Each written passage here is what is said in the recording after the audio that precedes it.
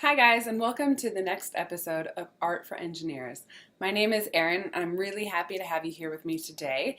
And hopefully you started somewhere near the beginning of this series, so you know already that we've already covered a lot of material. We've talked about pencils and the different kinds of leads that compose, well, the different balance of graphite and clay that makes up your lead. We also talked about the importance of learning to draw lines and how when you slow down you can really find a lot of nuance in your lines and in your drawings that maybe wouldn't be there if you were moving really quickly. So that's important to understand too. Then from lines we moved on to spheres and curves, gesture drawings, and then in our last episode we talked about how to move from a gestural drawing to contour drawing. That was kind of to give you hope that this was all moving in the right direction. And that very quickly, if you start from the beginning and follow along, you will get to the point where you're drawing something that looks like something else. Kind of the whole idea, I think. But today, for this episode, I want to take a step backwards, or rather pause. We're not going to necessarily move forward in terms of the ability of contour drawings or gesture drawings, but I really want to talk about the difference between positive and negative space. I think for a lot of people, this can be a big mind shift in the way that you look at objects, the way that you identify the world. For me, when I really started thinking about the difference between positive and negative space, it truly was a mind-blowing experience.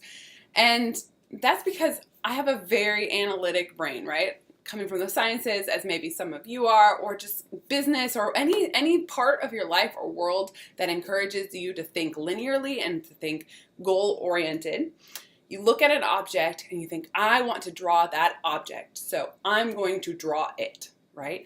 Follow the lines of the object itself. But if you start thinking about the difference between positive and negative space, you can actually draw an object without drawing the object at all. That might not make sense, but we're going to jump right in. I'm going to show you an example working with the same object that we had from our last lesson, my little coffee mug here. And I just want you to take away from this lesson that there are several different ways that you can look at anything in the world, and sometimes the best approach is not the linear, draw the object itself approach, but it's actually the more indirect, abstract way of looking at things. Okay, so positive and negative space. So this is the object in question, and here's our drawing from last time. So when you're talking about positive and negative, usually what we mean is positive is the object itself, negative is everything else, the space around it or the space between two objects. Inside of an object, it can be the space that's maybe less important or secondary or seems to lack anything, right? So in this drawing, we can identify this object itself is positive and the space around it, all of this area, that's negative space, okay? But inside the object itself, we have the dragonfly here, that's positive, and then we have this negative space here, right? The space around that object. So what we're going to do now is we're going to try drawing this same object in a gestural drawing without actually drawing the object.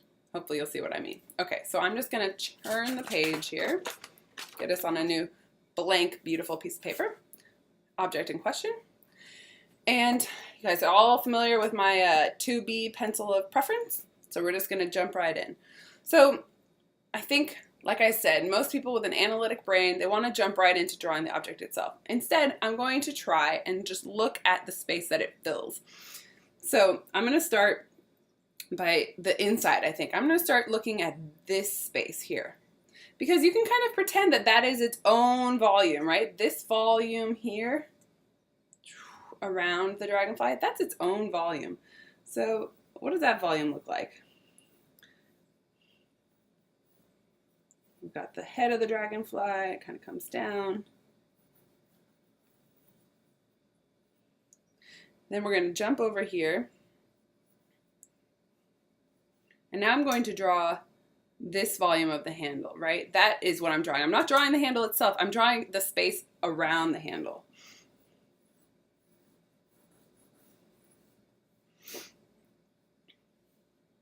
I'm going to come down here, kind of draw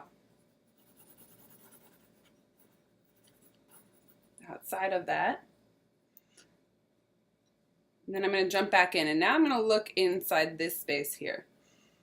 So these kind of bump.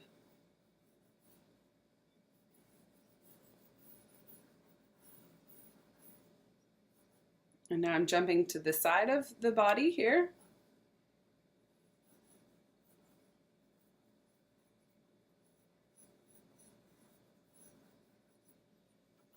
Looks like a mess, doesn't it? But that's okay.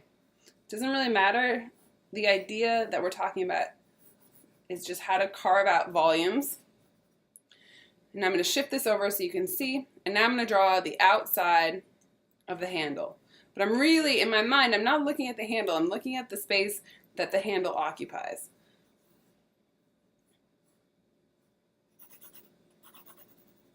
All of that space. So now we can kind of come back in.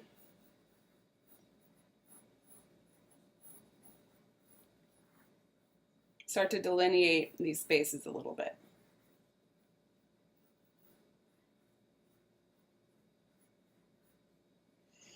Okay. It's a mess, I understand. But it does resemble, more or less, what we were going for, right? It looks like the coffee mug. But we got to this point not by drawing the dragonfly. I wasn't looking at the dragonfly. What I was looking at, again, is these exterior spaces. And sometimes when you're approaching a problem, maybe you've had this experience in another aspect of your life, you try to approach the problem head on and you don't get anywhere, or it's frustrating, or it doesn't look exactly right. Maybe the thing that you can do is just approach it in a different way. You can try coming in from the side, kind of, and that's what positive and negative space allow you to do.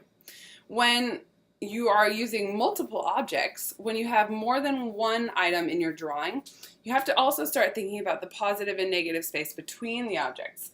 So for the purpose of this exercise, I'm going to just add, and I think I talked about this previously, use the spoon, but I'm going to talk about a fork, because I have one handy. And in relation to this drawing, right, if I leaned this up here, let's say it's leaning against the handle of this coffee mug, I could draw the fork itself, but what is more interesting to me is this shape here, right? The shape between the objects. It's an interesting shape. It's not quite a triangle, it's not quite even, but it has a lot of interest to me. And then it kind of creates another fun little triangle wedge up here, and creates this interesting volume on the other side. There's a really big difference between these sort of interesting shapes and if I just put this fork straight up and down and all I had was, you know, this rectangle here on the side and then this rectangle here on the side. Those aren't interesting shapes to me. I think what's really interesting is when the two objects begin to really interact and create interesting shapes. So there's so many ways that we can move from here. We could start talking about composition. We could start talking about a lot of different things. And I don't want to overwhelm you too quickly, but when you're starting to draw more than one object on a page, it's really important to think of it as a cohesive unit, right? It's not just the object and the objects, 1 and 2 or 3 and 4 and 5 and 6, however many there are on a page. It's also the spaces between the objects that make a big difference in how successful your final drawing is going to be. So for this week's exercise, I highly, highly recommend that you take another turn at an object that you've already drawn. And this time I want you to just think about drawing it from negative space instead of positive space. If you have any questions about what that means, of course, I understand, and I can give you lots of different examples. And as always, I would love to see your work. So find me on Twitter, find me on Instagram, artof9to5.com, and use the hashtags art of9to5 or art for engineers. Show me what you guys are working on. Can't wait to see how this goes. And if you have any questions, those are the best ways to get a hold of me. So I look forward to talking to you guys soon. I hope you have a great week. Thanks for listening, and I will talk to you soon. Okay, bye.